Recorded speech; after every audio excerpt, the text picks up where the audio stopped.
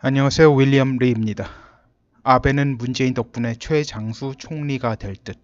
이번에 일본이 반도체 관련 조치에 대해서 말들이 많은데 일본이 무슨 의도를 갖고 이번 조치를 취했는지 정확히 밝히는 분이 없어서 답답한 나머지 제가 나섰습니다. 일본이 보복에 동원한 세 가지 소재, 투명 폴리이미드, 포토레지스트, 그리고 고순도 불화수소죠. 자, 투명 폴리이미드는 스마트폰이나 TV용 OLED LCD 디스플레이에 사용하는 일종의 투명 필름, 갤럭시 폴드의 OLED 디스플레이에도 일본산이 100% 사용됐다라고 나오죠. 포토레지스트 같은 경우는 웨이퍼에 빛을 쐬어 회로를 그리는 반도체 노광 공정에서 사용하는 핵심 소재. 한국은 2018년 수입분의 91.9%를 일본에서 들여왔다고 하죠. 고순도 불화수소, 반도체 웨이퍼에 회로 패턴을 깎는 식각과 세정 공정에 쓰인다. 일본에서 액체 상태로 들여와 국내에서 가스로 가공해서 쓴다. 이 세 가지인데요. 대만에서 활동하는 논객 오가룡 정도 수준의 사람만 있으면 이제 쉽게 알 수 있는 겁니다. 그런데 저 같은 사람이 나서서 이야기할 수밖에 없는 상황이 엄청 안타깝네요. 이렇게 인물이 없는 건지, 나설 분들이 안 나서서 그런 건지 참. 참고로 저는 일본어 못하는 사람이고요. 그리고 전자공학 계통 사람도 아닙니다. 그런데 제가 이것에 대해서 알고 싶어가지고 이제 좀 알아본 걸 갖다 커뮤니티에 올리고, 그리고 거기에다가 댓글 들어온 내용들을 보고 그 댓글 들어온 내용들을 갖다 좀 알아보고, 그러니까 아니 왜 이런 내용을 갖다 이게 올리는 사람이 왜 아무도 없단 말인가 하는 생각이 들더라고요. 근데 사실 이번 건은 대단히 쉽게 보이는 거예요. 의도가 뭔지. 자, 일본의 이번 조치는 단순히 한국에게 보복하겠다는 거 하나만 있는 게 절대 아닙니다. 이거는 사실 첫 번째 목적도 아닙니다. 문재인과 한국 대법원 때문에 이제 좋은 핑계거리가 생긴 거예요. 그래서 이전에는 하고 싶었지만 명분이 없어서 못했던 일을 할 수 있게 되어서 한 거예요. 이 상황을 이야기해 줄 만한 분이 한 분 계신데, 말하다 보면 그분이 이제 유튜브를 하는데 이제 문재인이 잘못한 걸 지적할 수밖에 없으니까 이걸 정확히 얘기하다 보면 구독자 떨어져 나갈까봐 말을 못 하더라고요. 확실하게 뭐 진짜 그런 눈치도 보이지는 않았어요. 근데 말을 갖다 어느 순간에 쭈삣쭈삣 하더라고요. 일본인 부인과 같이 유튜브 채널 하는 분인데 설명이 어느 이상 진전이 안 됩니다. 다만 일본도 현재 여유가 없습니다라는 말만 되풀이하다가 끝났어요. 일본도 현재 여유가 없습니다. 일본이 경제가 좋다고 하지만 사실 고용의 질이 그렇게 상승한 게 아닙니다. 그러니까 일본도 그 질 높은 고용을 할 수 있는 산업을 갖다 더 많이 일으켜야 될 필요가 있어요. 지금 그런 상황이에요. 지금 그런 기회를 갖다 호시탐탐 노리고 있어요, 항상. 그런데 문재인하고 한국 대법원이 그 기회를 준 거예요. 제공한 거예요. 그 일본 측에서는 얼른 물지 않았습니다. 그리고 취할 조치를 갖다 검토를 시키고 계속 물밑 작업을 하면서 한국 측에 계속 경고를 줬죠. 명분 축적을 위해서. 그리고 명분이 충분히 축적됐다고 생각하니까 행동으로 옮긴 겁니다. 자, 하여튼간 이분이 이제 할 말을 끝까지 못하니까 본인도 답답한 모양이에요. 하여튼 저도 보다가 아니 저분이 완전히 뭐 화장실에 갔다가 이 끝까지 못 보고 나온 그런 느낌 있잖아요. 그런 표정이요. 그런 표정으로 영상이 끝났어요. 자, 일본 정부의 이번 조치의 가장 중요한 목적은 도시바 밀어주기라고 보면 될 것 같습니다. 제가 본 거는 뭐 캐나다 쪽이니까요. 미국 쪽도 아마 거의 비슷할 겁니다. 2000년대만 해도 캐나다 TV 시장은 이제 일제 TV들이 주류였어요. 이제 브라운관 TV 시절이죠. 도시바, 소니, 파나소닉, 샤프 이런 제품들이 주류였습니다. 그랬다가 현재는 완전히 바뀌었어요. 삼성전자 시장 점유율이 가장 앞서고요. 그 뒤를 소니, LG가 뒤쫓고 있습니다. 2위 소니, 3위 LG예요. 상황이 이렇습니다. 여러분이 아시다시피 샤프는 대만 기업인 박스콘에 팔렸고요. 도시바는 이제 망하기 직전까지 갔다가 메모리 분야에 진출하면서 기사회생 중에 있습니다. 현재는 과거와 달리 TV 등은 생산 않고 메모리의 사업 역량을 집중하고 있습니다. 노트북 컴퓨터나 오피스용 복합기 등을 생산하고 있지만 이제 메모리를 야심차게 키우고 있는 중이에요. 뭐 도시바 TV가 사실 나옵니다. 나와서 판매 중에 있는데 이거 도시바에서 자체 생산한 건 아니고요. 이게 브랜드를 라이선싱 한 거예요. 그래서 도시바 브랜드로 다른 회사에서 생산해서 판매하고 도시바 측은 그것에 대한 로열티만 지금 받고 있는 거예요. 그러니까 옛날 브라운관 시절의 명성을 로열티 받고 빌려주는 셈인데요. 실제로는 도시바 제품은 아닙니다. 뭐 현재 판매되는 샤프 TV도 마찬가지고요. 그러니까 북미에서 판매되는 샤프 TV 그리고 RCA TV도 마찬가지입니다. 다 라이선스 제품들입니다. 옛날의 강자들이죠. RCA, 도시바, 샤프. 본론으로 다시 돌아와서요. 이제 도시바 메모리 사업부의 현재 기술 수준은 삼성전자, SK하이닉스와 동급까지 올라온 상태라고 합니다. 일본 정부는 이번 조치로 메모리 생산의 포토레지스트를 도시바 그리고 미국 기업인 마이크론이 우선적으로 공급받을 수 있게 일본의 이제 경제 산업성이 조절할 수 있게 만든 거예요. 한국이 해당 품목들을 국산화한다고 하더라도 시간이 걸리는데 그 기간 동안에 이제 삼성전자와 SK하이닉스는 도시바와 마이크론에 비해 확실히 불이익을 받는 거죠. 그리고 설사 국산화에 나중에 성공했더라도 일본 측에서 그 기간 동안에 연구 개발로 더 탁월한 제품을 만들어서 도시바와 마이크론에 우선적으로 공급하면 또 경쟁력에서 뒤처지는 상황이 지속되는 겁니다. 즉, 이 문제를 국산화로 극복할 것이라고 하는 건 지나치게 낙관적인 전망이라고 볼 수밖에 없어요. 자, 환율 추이를 보면 알 수 있습니다. 현재 국제 투자자들 사이에서 한국 경제에 대한 전망이 불과 며칠 사이에 엄청나게 악화된 걸 알 수 있어요. 특히 한국 원화 대비 엔화 비율이 팍팍팍 뛰고 있어요. 결국은 뭐냐면 일본 측보다 한국 측의 손해가 훨씬 많을 거라고 국제 투자자들도 지금 현재 전망하고 있는 겁니다. 근데 사실 그것에 충분히 일리가 있어요. 그 사람들이 또 바보겠습니까? 그 사람들이 컨설팅을 받아서 투자하는 거죠. 전문적 지식을 갖다 컨설팅을 받는 거예요. 그것에 대해서는 그거는 컨설팅 피가 굉장히 많이 들어가는 건데 그걸 받아서 다 하는 거예요. 그런데 지금 상황이 이렇습니다. 한국 같으면요, 그냥 한국 관료들이 야 도시바에게 직접 팔아 뭐 이런 식으로, 그러니까 한국 같은 식의 상황이면요, 한국 같으면 뭐 이런 조치 취할 것도 없어요. 그냥 관료들이 가서 이야기하면 말 듣는 그런 상황인 것으로 알고 있어요. 자, 일본 사업가들의 성격 때문에 그래요. 그 사람들 특성상 이런 압력이 통할 가능성이 전혀 없습니다. 일본의 관련 기업들 입장에서는 도시바보다 삼성전자나 SK하이닉스 측이 오랫동안 신뢰를 맺어온 고객이고요.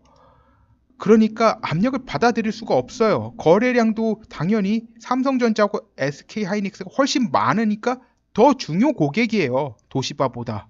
만약 생산자가 공급 우선순위를 정해야 하는 상황이라면 당연히 도시바보다는 삼성전자, SK하이닉스를 우선하게 돼 있습니다. 그 사람들 입장에선 삼성전자, SK하이닉스가 더 중요한 고객입니다. 즉, 아베는 경제 산업성을 통해서 이런 일본 기업인들이 습성이 실천되는 걸 막는 거예요. 그래서 반사 효과로 후발 업체인 세계 9위 메모리 업체인 도시바가 더 치고 올라갈 수 있게 돕는 거예요. 자, 미국 측에게는 그 반사적 이익이 마이크론 측에게도 갈 거라고 해서 설득을 했을 가능성이 높다고 봐요. 마이크론도 메모리 회사입니다. 이제 기획 단계에 미국이 관여한 건 아니고 이제 기획 단계에서 이제 미국을 어떻게 설득할 건가 하는 방안도 동시에 마련한 거죠. 뭐 미국의 입김이 전혀 안 들어갔다고 볼 수는 없지만 미국이 처음부터 이래라 저래라 그런 게 아니라 일본 측에서 먼저 기획안을 만들고 이래야지 미국 측에게 보다 먹히겠다, 미국 측에서 막지 않겠다 라고 하는 걸 다 고려해서 방안을 만든 흔적이 보입니다. 자, 원래는 뭐 이렇게 할 수가 없어요. 뭐 아무런 명분이 없으면 그냥 이렇게 할 수가 없어요. 근데 한국 대법원과 문재인이 일본의 여론을 들끓게 해서 이런 조치를 취할 수 있는 발판을 마련해 준 셈이에요. 자, 실체적으로 자국 기업에게 특혜를 주는 효과가 발생하는데 문제는 이게 한국 정부에서 WTO 제소 시에 승소할 가능성은 그리 높아 보이지 않습니다. 뭐 기간도 엄청 오래 걸리고요. 승소할 가능성도 없어요. 일본 측에서 이걸 다 검토한 흔적이 보여요. WTO의 기준이 되는 조약 내용이 이 모든 상황을 갖다 다 할 수 있도록 세세히 기록할 수가 없는 노릇이에요. 당연히 좀 추상적인 조항이 다 들어있죠. 그걸 갖다 이제 해석하는 건데 여기서 WTO 협약을 갖다 위반했다라고 확실하게 결정을 갖다 내릴 수 있게 하려면 그게 굉장히 까다롭죠. 자, 이 모든 걸 갖다 상황을 다 넣는다고 생각해봐요. 조형문 자체 분량이 뭐 한 국회 도서관을 다 채울 분량이 될 겁니다. 그래도 모자랄 겁니다. 자, 일본 측에서 이 부분에 대해서 철저히 검토하고 일을 벌인 거예요. 그런데 이제 다른 건 몰라도 이번 조치로 일본 기업이 확실히 피해가 갈 수밖에 없는 부분이 있어요. 그러니까 장기적으로도 피해가 회복이 안 될 부분이 있어요. 나머지는 장기적으로 피해가 회복이 되지만 장기적으로도 확실히 피해가 회복이 안 될 부분이 있어요. 초고순도 불산 부분이에요. 제가 알아본 결과 불산을 당장 한국에 판매를 제한할 가능성은 매우 적습니다. 이 부분은 이제 조이겠다 수준을 넘어 확 조지겠다는 상황이 오면 보충적으로 사용하려고 넣은 조항으로 보입니다. 예를 들어 중국에게 메모리 판매를 완전 중단시키려는 압력을 넣을 때는 유효해 보이는 그런 조치죠. 불산 부분은 미국 측 요구로 삽입된 것이 아닌가 하는 생각이 드는데 확실치는 않습니다. 근데 일본 측 입장으로 봐서는 별로 필요한 부분은 아니에요. 그러니까 이번 조치로 인해서 일본 측은 확실히 불산 부분은 손해를 볼 수밖에 없습니다. 불산은 2달이 사용 기한인데다가 수송에 어려움이 많습니다. 그래서 특별 수송 수단으로 운반을 해야 돼요. 그래서 거리가 멀면 좋지 않아요. 자, 메모리 생산량이 한국 회사들이 감소되고요. 그럼 이제 일본에 있는 도시바 공장, 싱가포르, 미국 등지에 있는 마이크론 공장에서 증산하게 되면 도시바 공장 쪽에서는 이제 상관이 없죠. 국내니까 일본 입장에서는. 그런데 싱가포르하고 미국은 멀잖아요. 자, 그리고 마이크론 공장이 한국보다 멀고 만약에 진짜 증산하게 되면 트럼프의 정책에 부응해야 되잖아요. 그러면은 싱가포르에 있는 공장에서 증산할까요? 미국 내 생산량이 증산될 가능성이 높고 여기는 일본산 불산이 공급될 여건인 곳이 아니에요. 미국산 불산이 공급될 지역이죠. 그러니까 불산 쪽은 당연히 장기적으로 손해를 볼 수밖에 없습니다. 그런데요, 알고 보니까 불산 제조업 부분을 일본에서 국유화를 마친 상황이라고 합니다. 즉 장기적으로 봐서요, 이번 조치로 인해서 손해볼 일본 내 사기업이 하나도 없습니다. 이제 단기적으로는 이제 일본의 포토레지스트 제조사는 어느 정도 손해를 감수해야 할 것 같습니다만 그 폭도 그리 클 것 같지는 않습니다. 전 전인구 씨 채널에서 이야기를 듣고 일본 측에서 이런 조치를 이미 오래전부터 준비하고 있었구나 하는 생각이 들더군요. 이제 불산 이야기하면 또 좀 길어집니다. 그래서 그거는 빼고요. 하여튼간 불산 또 이 정도로만 알고 있으면 되고요. 자, 이제 도시바와 마이크론은 메모리 증산으로 들어갈 것이고 삼성전자와 SK하이닉스는 감산으로 들어갈 수밖에 없을 것으로 보입니다. 삼성전자와 SK하이닉스가 메모리 감산하고 파운드리로 집중해서 이제 이 상황을 타개하는 게 가능할지 모르겠어요. 아무래도 이제 메모리는 박리 다매식이고 레드오션적 가격 경쟁이 지속되어 온 분야라고 결국 투여 물자가 제한되는 상황에서는 같은 물자 투여량에서 이윤이 더 많이 나는 분야인 파운드리에서 성과를 올려 메모리 쪽 손실을 만회할 수밖에 없는데요. 이게 손실 만회라는 게 되나요? 메모리 쪽은 완전 날라갔다. 진짜 쪼그라들었다. 타격이 클 수밖에 없습니다. 한국 현재 해외 수출 금액 중에서 메모리가 차지하는 비중이 상당히 큽니다. 특히 지금 석유화학 분야에서 이란 원유가 이제 수입이 금지됨으로 인해서 나프타를 생산하는 데 있어서 문제가 많이 생기잖아요. 17%의 원가가 상승합니다. 다른 곳에서 원유를 수입하면. 그러니까 당연히 수출 액수가 줄어들었는데 거기서 메모리가 날아간다고 생각해 보세요. 그러니까 지금 한국 원화 환율이 지금 폭락 중입니다. 자, 일단 삼성전자와 SK하이닉스가 당장 감산 체제로 들어갈 가능성은 매우 적습니다. 그런데 이것도 모르는 거예요. 그러나 도시바와 마이크론이 증산 체제로 들어가면 불가피하게 메모리 생산을 감산할 수밖에 없을 겁니다. 왜? 저쪽에다 먼저 포토레지스트를 공급할 거니까 말이죠. 제가 이 분야 전문가도 아니며 내부 정보가 있는 것도 아니므로 그 시점이 언제가 될지에 대해서는 모른다고 할 수밖에 없습니다. 그런데 상황 보면 일본 경제산업성 관료들이 이미 도시바, 마이크론 측과 협의를 해서 이 상황을 대비하게 만들었을 가능성도 있다고 봅니다. 미리 증산 준비하라 그런 거 말이죠. 포토레지스트하고 불산 얘기는 끝났죠. 이제는 나머지는 스마트폰, TV의 디스플레이에 사용되는 투명 폴리이미드의 경우에는 이거는 이제 한국 공급량을 감소시키게 되면 일본 소니 TV 등의 생산 차질로 연결되기 때문에 웬만해서 공급 수량을 감소시킬 것 같진 않은데 화웨이 휴대전화 디스플레이를 위해 공급이 되는 경우에 제재를 넣으려고 품목에 넣은 것 같습니다. 하여튼 이 세 가지 중에 사실 제일 치명적인 게 포토레지스트예요.